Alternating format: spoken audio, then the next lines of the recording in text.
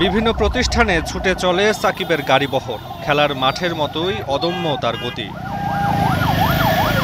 সাকিব আল হাসান যেন উন্নয়নের নতুন রেকর্ড করতে ছুটেছেন গ্রাম থেকে গ্রামান্তরে। তাকে কাছে পেয়ে আবেগে উদ্বেলিত ছাত্রছাত্রী থেকে শুরু করে সাধারণ মানুষ। কখনো আমরা সাকিব আল হাসান সাকিব দেখিনি সরাসরি, এইমাত্র আজকে দেখলাম। এর আগে টিভিতে দেখছি ক্রিকেট খেলতে। সে আজ আমাদের স্কুলে এসে আমাদের ক্লাসরুমগুলো উদ্ভাবন করেছে এবং এর জন্য আমি খুবই উত্তেজিত। টেলিভিশনে দেখছিলাম, এখন সামনাসামনি দেখলাম। তাকে আমরা সামনে এখন দেখে খুবই আনন্দিত এবং তাকে নিয়ে আমরা সবাই গর্ব করি।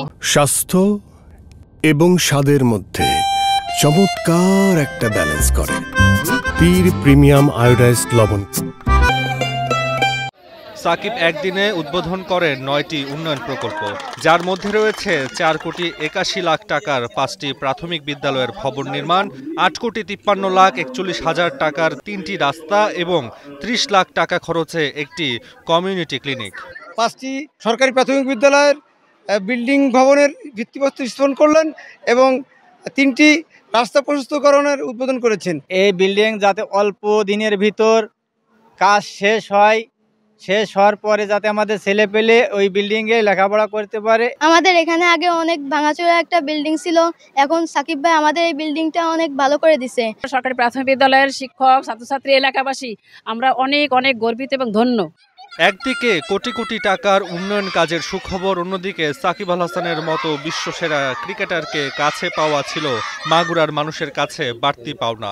প্রধানমন্ত্রীর মাধ্যমে মাগুরার মানুষের জন্য এমন উন্নয়ন অব্যাহত রাখতে চান বিশ্বসেরা এই অলরাউন্ডার।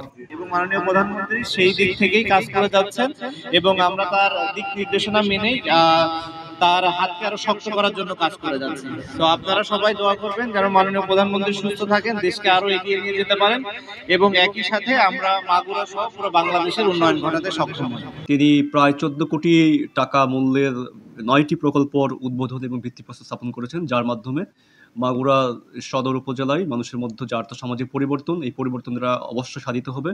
এলাকার উন্নয়ন ও স্বপ্ন বাস্তবায়নে সাকিব আল হাসানকে সব সময় কাছে পাওয়ার আশা স্থানীয়দের।